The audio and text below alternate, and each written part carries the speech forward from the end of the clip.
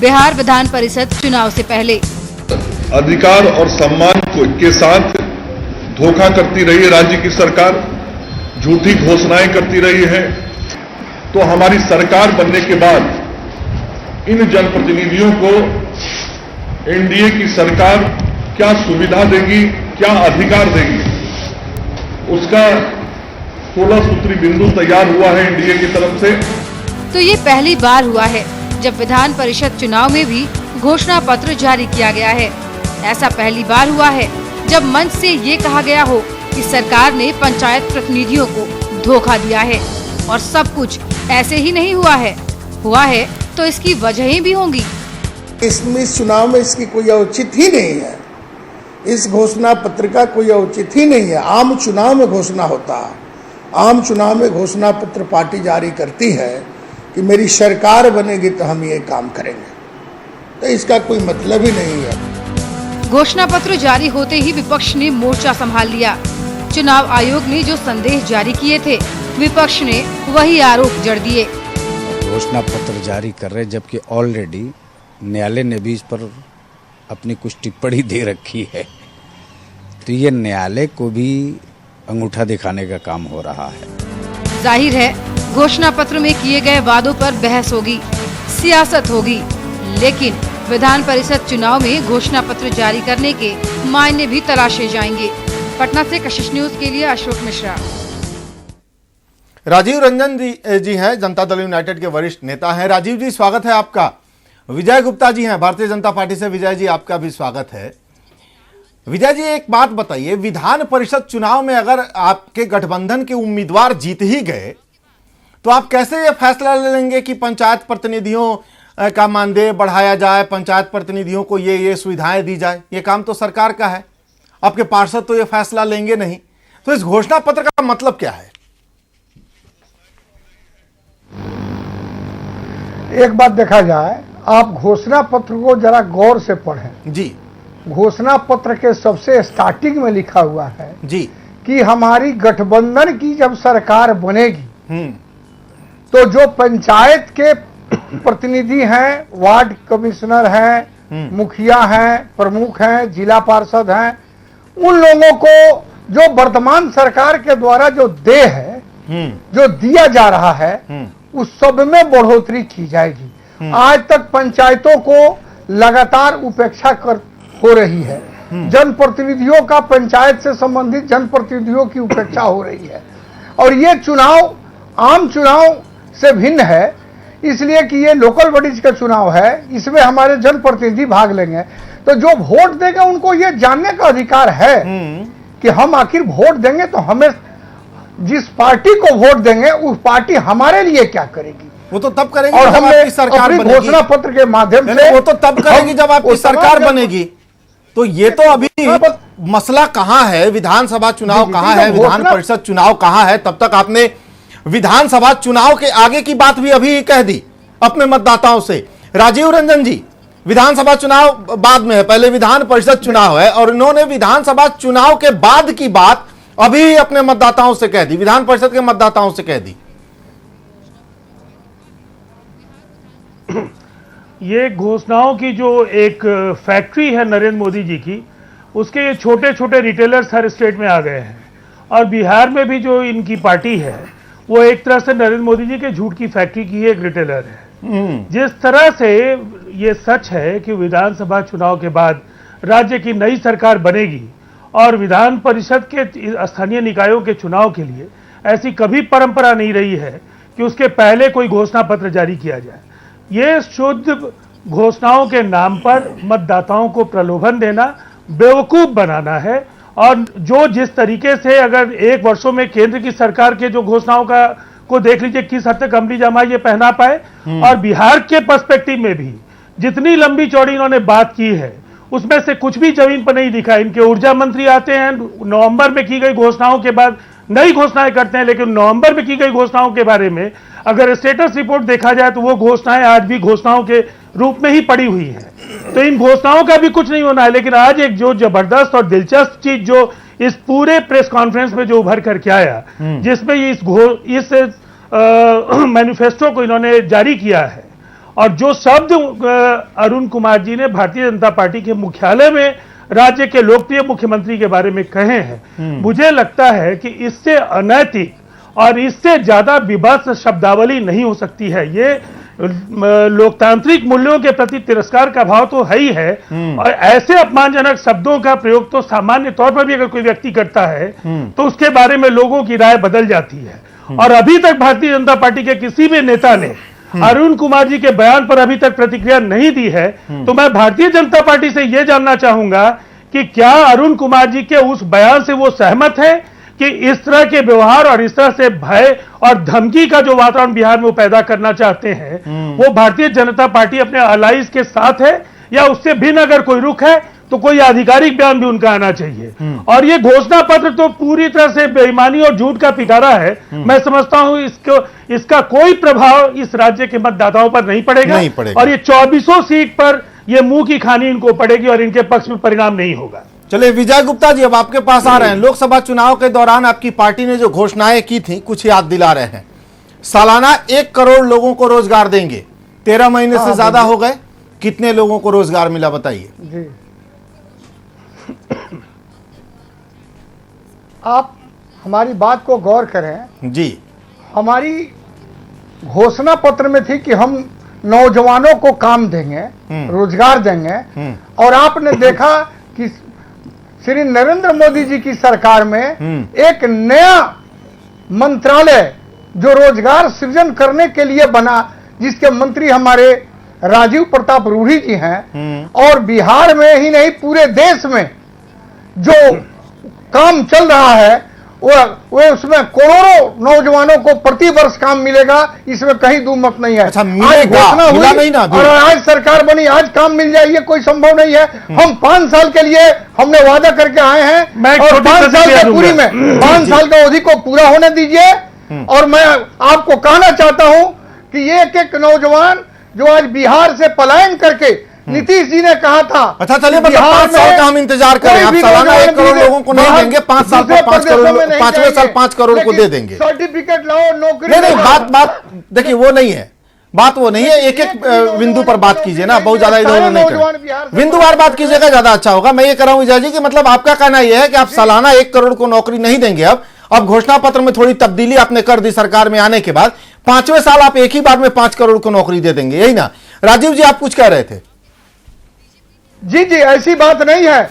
हमारे मैं ये कह रहा था, नहीं गुप्ता जी, सरकार ने लगातार ये मंत्रालय का गठन किया है, गुप्ता जी जिसके माध्यम से हम गुप्ता जी आएंगे, समय पूरा हुआ। गुप्ता जी आएंगे, आपके पास आएंगे, फिर आएंगे, काम देंगे, इसमें कोई सोचने और इसमें डाउटफुल की बात कैसे नहीं सोचेंगे? इस देश के नागरिक हम कैसे नहीं सोचेंगे? राजीव जी, सरकार में आने के तुरंत बाद जी, सरकार के 1 वर्ष, सरकार के सत्ता में आने के तुरंत बाद भारत सरकार के मंत्रालयों को रोजगार के सवाल पर स्पष्ट निर्देश दे दिए गए। कोई नई नियुक्ति नीति के की घोषणा के पहले नहीं की जाएगी, और इस तरह से नियुक्तियां रुक गई हैं। तो ये विरोधाभासी पक्ष है। दूसरा, जिस स्किल डेवलपमेंट की ये बात कर रहे हैं, स्किल डेवलपमेंट जमीनी हकीकत के तौर पर पिछले 1 वर्ष में कोई कार्य नहीं हुआ है। और स्किल डेवलपमेंट के लिए जो स्टेट को, जो सेंटर स्पॉन्सर्ड स्कीम्स के मद से जो पैसा दिया जाता है डिपार्टमेंट ऑफ लेबर को, उसके राशि में बड़ी कटौती भारत सरकार। अरे नहीं राजीव जी, मैं इससे सहमत नहीं हूं।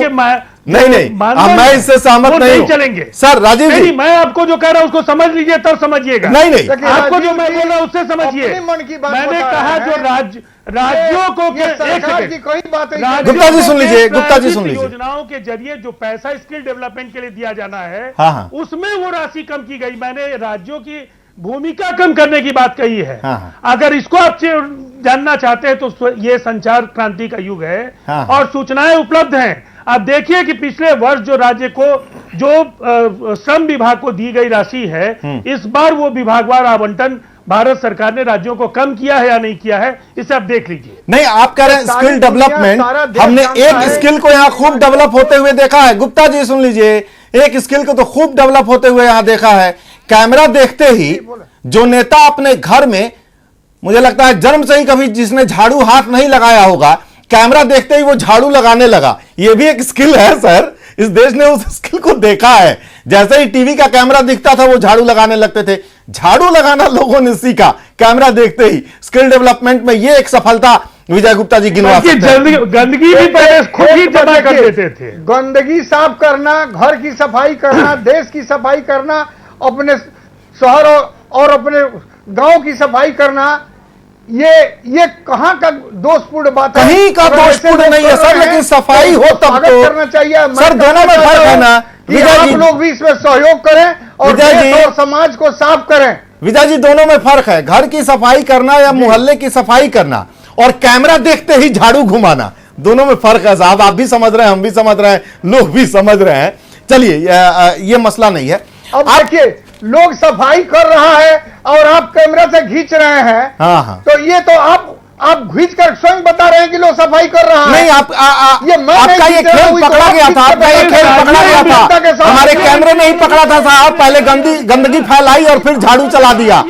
के प्रकरण से इनको परिचय करा दीजिए इनका। हाँ, वही कि खुद गंदगी फैलाई और उसको साफ करने के काम और मीडिया कर्मियों को बुला के उसी में झाड़ू चला लिया। चलिए एक ब्रेक ले रहे हैं सर, ब्रेक ले रहे हैं। ब्रेक के बाद आप मुझे ये बताइए कि कोर्ट ने जो कहा है कि घोषणा पत्र झूठ की किताब न हो, इसका ख्याल रखे राजनीतिक दल।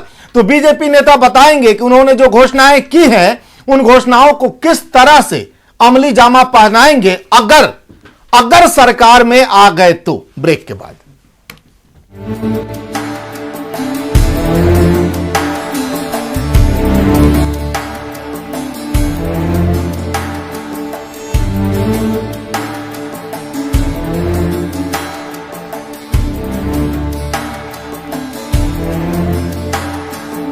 मेरा बेटा रोहन, उसकी कुछ चीजें जाने देती हूँ और कभी कभी खुद छोड़ भी देती हूँ, लेकिन एक चीज है, वो अगर मैं एक भी दिन जाने दूँ तो रोहन की माँ से आँख कैसे मिलाऊंगी? क्लिनिकल स्टडी में हमने पाया कि जिन बच्चों ने पिया हॉर्लिक्स हर रोज, उन्हीं में दिखे ग्रोथ के 5 चिन्ह बेहतर। मेरे घर में हॉर्लिक्स हर रोज हमेशा।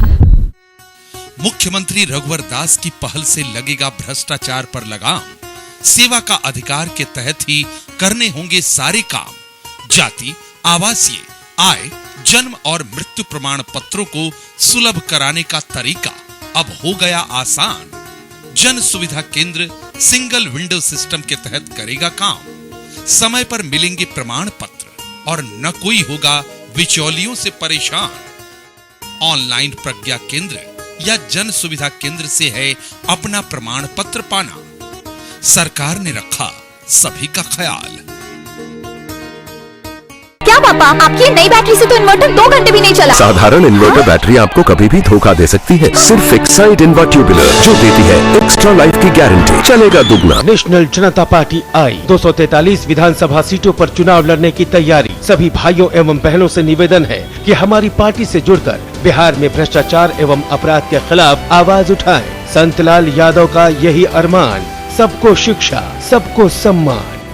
मेरा बेटा रोहन, उसकी कुछ चीजें जाने देती हूँ और कभी कभी खुद छोड़ भी देती हूँ, लेकिन एक चीज है, वो अगर मैं एक भी दिन जाने दूँ तो रोहन की माँ से आँख कैसे मिलाऊंगी? क्लिनिकल स्टडी में हमने पाया कि जिन बच्चों ने पिया हॉर्लिक्स हर रोज, उन्हीं में दिखे ग्रोथ के 5 चिन्ह बेहतर। मेरे घर में हॉर्लिक्स हर रोज हमेशा।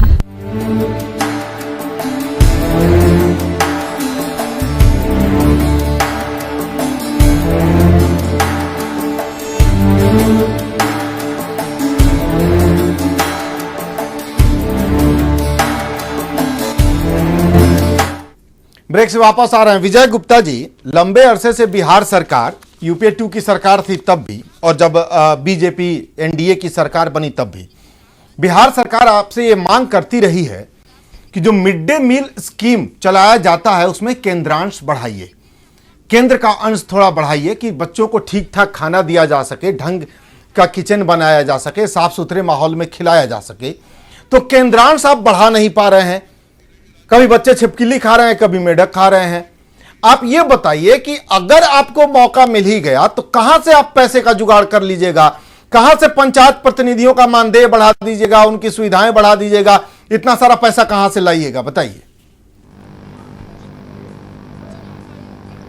अच्छा, एक बात आप गौर कीजिए। आप जरा, मैं आपको तो सबसे पहले धन्यवाद दूंगा कि आपके माध्यम से बिहार के सभी जनप्रतिनिधि और बिहार की तमाम जनता यह भारतीय जनता पार्टी की घोषणा पत्र के बारे में विस्तार से समझ पा रही है, देख पा रही है, सुन पा रही है। चलिए सर, और मैं आपसे कहना चाहता हूं कि घोषणा पत्र में कौन ऐसी बड़ी बात है जो बिहार सरकार लागू नहीं कर सकती है? क्या 500 रुपया जो मिलता है वार्ड कमिश्नर को, उसको 1000 कर दिया जाएगा? जो 2500 रुपया कहां से पैसा मिलता है, वही तो मैं उनको जो तेल का भत्ता जो ब्लॉकों में जाने में, क्षेत्र में घूमने के लिए दिया जाएगा, ये कौन वार्ड को एक साइकिल देने की घोषणा है? एक चापाकल उनके अनुशंसा। सर मैं वही पूछ रहा हूँ, घोषणा तो है। मैं कल को पार्टी बनाऊं तो घोषणा कर दूं कि मैं मंगल ग्रह को लाके पटना में ऊपर रख दूंगा, कहीं गोल घर के ऊपर मंगल ग्रह रख दूंगा, लेकिन रखूंगा कैसे ये भी तो बताऊंगा सर। आप मिड डे मील में यही तो डिमांड है, 60 पैसे 59 पैसे 3 रुपए 59 पैसे एक बच्चे में खर्च किया जाता है। राज्य सरकार की मांग है कि थोड़ा सा अंश बढ़ा दीजिए, हम 4 रुपया खर्च करना चाहते हैं।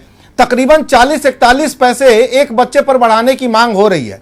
केंद्र सरकार उतना तो बढ़ा नहीं पा रही है। आप मुझे बताइए कि आप कहां से साइकिल दे देंगे, कहां से बढ़ा देंगे उनका मानदेय, फंड कहां से लाएंगे पैसा, ये मैं पूछ रहा हूं। मैं कह दूं कि मंगल ग्रह ला दूंगा तो मैं ला तो नहीं पाऊंगा ना सर। बिहार सरकार नहीं, आप हमारी बात को जरा गौर से सुने। आपने कहा मिड डे मील में कहीं कीड़े खिलाए जाते हैं, मगर ये केंद्र सरकार कीड़े मकोड़े दे रही है, वो खिला रही है कि राज्य सरकार के कर्मचारी खिला रहे हैं? सर ये सब जगह है ना, जहां आपकी पार्टी की सरकार है वहां भी खिलाए जा रहे हैं। मसला ये है कि 3.59 पैसे में ही खिलाना है, राज्य सरकार की है। चापाकलों से जहर निकलता है और बच्चे मरते हैं, और बिहार सरकार आप कहां की बात को कहां मत मोड़िए। हमने पूछा जब आप 40-41 पैसे का अंश नहीं बढ़ा पा रहे हैं एक थाली पर, तो आप सीधे दोगुना कैसे कर देंगे पंचायत प्रतिनिधियों का मानदेय? कहां से लाएंगे पैसा ये बताइए सर। नोट छापने की मशीन नहीं है बिहार सरकार के पास, ये हम भी जानते हैं, आप भी जानते हैं। पैसा कहां से आएगा ये बताइए ना, इंतजाम कैसे होगा? एक आम आदमी के तौर पर मैं पूछ रहा हूं, बताइए। पैसा जब सरकार बनेगी तो अपने स्रोतों को बढ़ाएगी। स्रोत बढ़ेंगे, पैसा क्यों नहीं बढ़ेगा? आज जो लूट हो रहा है, सरकारी खजानों के लूट हो रहा है, आज हाई कोर्ट की टिप्पणियां आ रही हैं, हर जगह से टिप्पणी, ये लूट को रोक दीजिए, पैसा ही पैसा है बिहार में।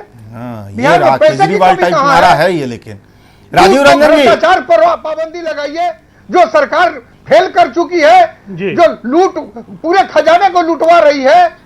अब देखिए, तो वो बच्चों को लिए कहां से खर्चा करेंगे? आप बहुत हुआ, आपका लंबा प्रवचन हुआ, अब सुनिए दूसरों की बात। जी राजीव जी, सबसे दिलचस्प ये है कि अभी तो तुरंत इनकी सरकार के 2 वरिष्ठ मंत्रियों का अभी मामला चल ही रहा था कि तीसरे मंत्री के भी आपराधिक रिकॉर्ड का मामला आ गया, देश के प्रतिरक्षा मंत्री का मामला, मनोहर पर्रिकर साहब का। महाराष्ट्र के 5 मंत्रियों की जो वीरगाथा है वो भी अब जनता के बीच में आ गई है। पंकजा मुंडे से लेकर के विनोद तावडे से लेकर के 5 मंत्रियों की खबरें भी आ गई है।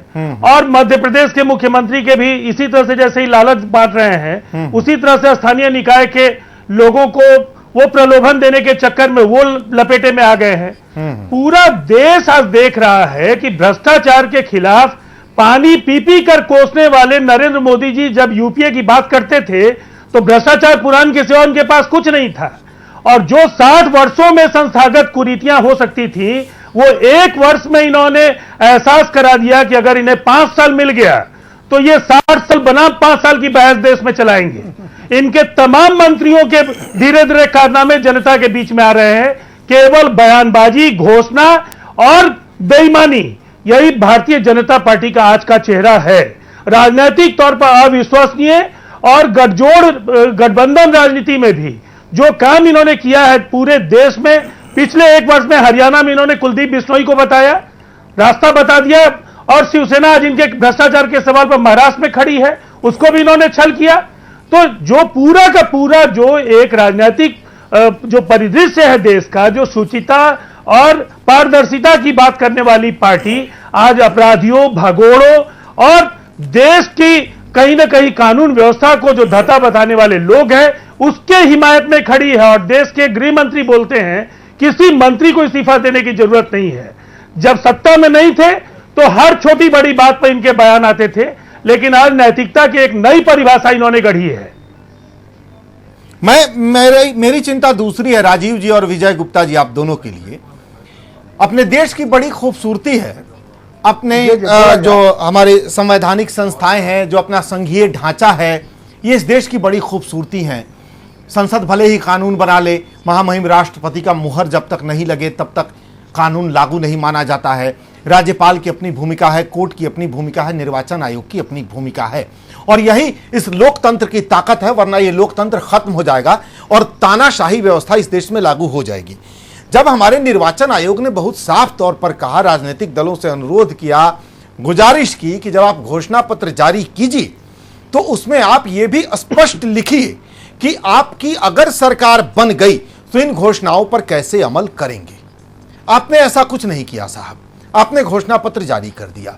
मैं बस ये समझने की कोशिश कर रहा हूं कि क्या इस तरह के रवैये से देश का जो संवैधानिक ढांचा है, देश की जो संवैधानिक संस्थाएं हैं, जो संघीय ढांचा है, इसका नुकसान नहीं हो रहा है? ये खतरे में नहीं है? विजय गुप्ता जी, आप किसी की सुनेंगे ही नहीं, किसी की मानेंगे ही नहीं, तो फिर बचेगा कैसे संघीय ढांचा? नहीं, हमारी बात को फिर नहीं, कहीं संघीय ढांचा पर कोई खतरा की बात नहीं है। ये पंचायत के जो प्रतिनिधि हैं, मैं आपसे आग्रह करूंगा कि जरा जा करके उनसे पूछिए कि वे किस स्थिति में हैं। वे पंचायत के प्रतिनिधि हैं, उनको एक चापाकल गाड़ने का अधिकार आज तक नहीं मिला। वे पंचायत के प्रतिनिधि हैं, आप उनको जरूर अधिकार दीजिए। मैं कह रहा हूं जरूर दीजिए, ज्यादा से ज्यादा अधिकार दीजिए। नहीं है। नीतीश जी तो कहते रहे ग्राम सरकार। घोषणा पत्र में अगर एनडीए की सरकार बनेगी, अगर उनको ये सुविधाएं दी जाएगी और उनको सशक्त बनाया जाएगा, पंचायती व्यवस्था को मजबूत विजय जी, आप सवाल का जवाब दीजिए ना, आप सवाल का जवाब नहीं दे रहे हैं। मचाने की बात है, आप सवाल का जवाब दीजिए। सवाल ये था कि भाई जब निर्वाचन आयोग ने स्पष्ट गुजारिश की, एक गाइडलाइन जारी किया, तमाम राजनीतिक दल के प्रतिनिधि बैठे हुए थे और वहां यह बात तय हुई कि अगर आप घोषणा पत्र जारी करते हैं तो जो भी घोषणाएं कीजिए उसके नीचे ये जरूर लिखिए कि इसके लिए आप संसाधन कहां से जुटाएंगे और कैसे अमली जामा इसको पहनाएंगे। आपने ये बात तो कम से कम नहीं मानी। मैं बस ये कह रहा हूं कि जो भी हमारी संवैधानिक संस्थाएं हैं वो कम से कम खतरे में ना आए, इसका ख्याल तो आप लोगों को रखना चाहिए ना। देखिए, जो हमारी घोषणा पत्र है वो कोई ऐसी घोषणा पत्र नहीं है जिसमें बिहार सरकार पर या सरकार पर बहुत बड़ी लेबिलिटी बढ़ जाए। आपने एक ही साइकिल का ऐलान किया की बात है, आप नीचे लिख देते हम यहां से पैसा जुटाएंगे। बहुत बड़ी लेबिलिटी नहीं है। विजय जी, मेरा बस ये कहना है कि जब एक संवैधानिक संस्था ने तमाम राजनीतिक दल के प्रतिनिधियों के साथ ये तय किया है तो उसे फॉलो करना है ना। आप कहां से पैसे लाएंगे, एक लाइन नीचे लिख देते कि भाई इस फंड से इतना इनकम होगा, हम इसमें इतना खर्च कर देंगे। पैसे की कमी कहां है? जो लूट और अरे भाई साहब, ये सब जवाब नहीं चलेगा। देखिए, संवैधानिक संस्थाओं को खतरे में डालने की कोशिश मत कीजिए। आप अदालतों को नहीं सुनेंगे, आप निर्वाचन आयोग को नहीं सुनेंगे, आप जब किसी की सुनेंगे ही नहीं तो ये लोकतंत्र आपकी क्यों सुनेगा? ये देश आपकी बात क्यों सुन ले? ये मुझे बताइए राजीव रंजन जी, क्या आपको नहीं लग रहा है कि पूरा का पूरा ढांचा ही गड़बड़ हो जाएगा अगर ऐसे चला तो? देखिए, ये एक अधिकारवादी प्रवृत्ति और जो एक निरंकुश सत्ता का जो चरित्र है वो बगैर सत्ता में आए भारतीय जनता पार्टी के अंदर बिहार में आ गया है। और ये कहीं ना कहीं दिल्ली में नरेंद्र मोदी जी की सरकार का जो असर है वो गरूर इनके स्वभाव में बिहार में दिख रहा है। चुनाव विधान परिषद के स्थानीय निकाय के प्रतिनिधियों के लिए होने हैं। सरकार बिहार में 2015 की विधानसभा चुनाव के बाद नई सरकार का गठन होगा और इस विधान परिषद के चुनाव के लिए पूर्व में घोषणा पत्र जारी करने की परंपरा इसलिए नहीं रही है कि इससे सत्ता परिवर्तन की राह प्रशस्त नहीं होगी और वैसी परिस्थिति में आप जो वायदे कर रहे हैं उनका कोई अर्थ नहीं होगा। दूसरी बात है कि एक तरफ शिक्षा और स्वास्थ्य जैसे जो कोर इश्यूज है उसमें भारत सरकार ने पिछले वर्ष के मुकाबले बड़ी राशि की कटौती की है और जिस तरह से कोर इश्यूज को एड्रेस करने की कोशिश भारत सरकार की है, मुझे लगता है कि पंचायती व्यवस्था को मजबूत करने की जो कोशिश नीतीश कुमार जी ने की संसाधनों के अभाव के बाद और जो जिस तरीके से एक पारदर्शिता के साथ साथ एक लोकतांत्रिक सत्ता विकसित हुई है बिहार में, उस पर जिस तरीके से ये राजनीति करने की कोशिश कर रहे हैं वो सिवाय झूठ और फरेब के ये देख कुछ नहीं पाएंगे, केवल मतदाताओं को गुमराह करने की एक नाकाम कोशिश है। विजय जी, कुछ इंटरनल रिपोर्ट नेगेटिव मिल गई है क्या? आपको लग रहा है कि पंचायत प्रतिनिधियों को लुभाना होगा तभी अच्छे परिणाम आएंगे। मैं ऐसे ही पूछ रहा हूं, पार्टियां अपना इंटरनल सर्वे तो करवाती हैं। ये जी विजय जी, विजय जी आप सुन पा रहे हैं हमें? दरअसल तमाम राजनीतिक दल इंटरनल सर्वे करवाते हैं। इंटरनल सर्वे के आधार पर वो अपनी रणनीति तय करते हैं कि उन्हें आगे क्या करना है। विधान परिषद चुनाव में पंचायत प्रतिनिधि वोटर हैं और पंचायत प्रतिनिधियों को लुभाने के लिए जो बड़े बड़े वायदे किए गए हैं, उसके बाद यह सवाल जरूर सबके जहन में है कि क्या इंटरनल रिपोर्ट में बीजेपी को कोई खतरा महसूस हो रहा है और इसलिए बीजेपी ने इतने बड़े बड़े वायदे किए हैं पंच सरपंच के लिए और मुखिया वार्ड सदस्यों के लिए। आखिर वजह क्या है? इतने बड़े बड़े वादों की वजह क्या है? क्यों ऐसी जरूरत पड़ गई कि बीजेपी ने या एनडीए ने बाजाप्ता घोषणा पत्र जारी किया और इस तरह के तमाम वादे किए? ऐसी जरूरत पड़ी क्यों? यह बड़ा सवाल है कि ऐसी जरूरत पड़ी क्यों। बहुत बहुत शुक्रिया राजीव रंजन जी, इस कार्यक्रम में शामिल होने के लिए आपका बहुत बहुत शुक्रिया। विजय गुप्ता जी आपका भी बहुत बहुत शुक्रिया। लेकिन यह सवाल अधूरा रह गया कि क्या इंटरनल रिपोर्ट में कुछ नेगेटिव बातें आ गई थी क्या एनडीए के सामने? बहुत बहुत शुक्रिया, नमस्कार।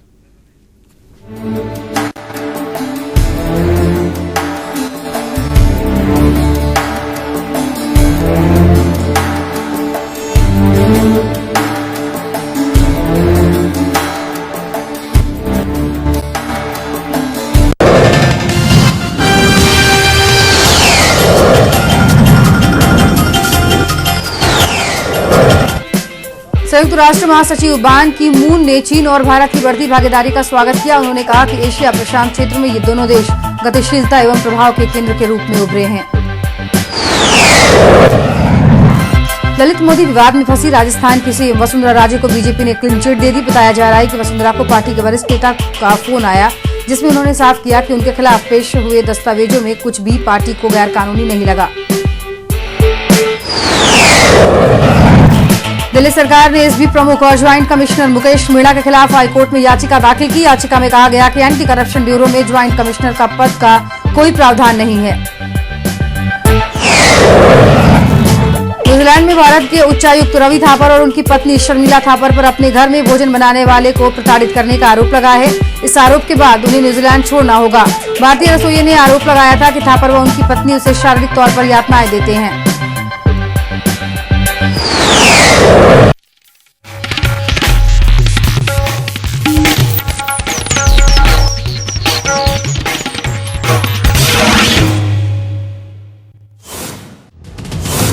रविवार को बरही आएंगे प्रधानमंत्री नरेंद्र मोदी। राष्ट्रीय कृषि अनुसंधान संस्थान का करेंगे शिलान्यास।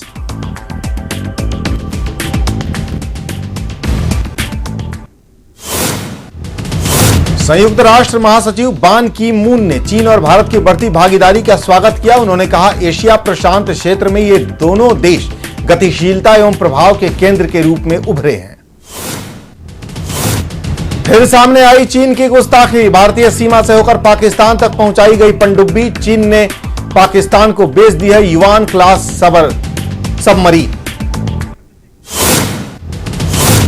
72 से घटाकर 30 की जा सकती है केंद्रीय योजनाएं। नीति आयोग द्वारा गठित मुख्यमंत्रियों के उप समूह में इस बारे में मोटे तौर पर सहमति बन गई है। फ्लैक्सी फंड के हिस्से को 10 से बढ़ाकर 25% करने की सिफारिश। एसीबी का झगड़ा पहुंचा हाई कोर्ट। ज्वाइंट कमिश्नर और एसीबी प्रमुख के खिलाफ दिल्ली सरकार ने दाखिल की याचिका। दोनों की नियुक्ति को बताया असंवैधानिक।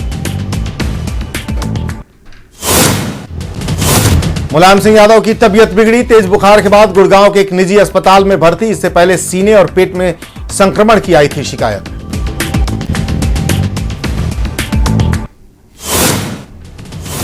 चिक्की घोटाले में घिरी महाराष्ट्र की मंत्री पंकजा मुंडे का नया बयान। कहा, मैंने कोई गलती नहीं की। फिर इस्तीफे का सवाल। कहा, गलती साबित हुई तो छोड़ दूंगी राजनीति। एयरलाइंस कंपनियों को डीजीसीए का झटका। चेनिंग चार्ज लगाने से इनकार। कंपनियों ने प्रति किलो सामान के हिसाब से चार्ज लगाने की तैयारी कर ली थी। धोनी के समर्थन में देश के साथ विदेशी खिलाड़ी भी। पाकिस्तानी टीम के T20 के कप्तान शाहिद अफरीदी ने कहा, हीरो को विलन न बनाएं। धोनी की पिछली उपलब्धियों को नहीं भूलना चाहिए। बिग 9 के बाद न्यूज 9। दिल्ली में बुलाई गई नीति आयोग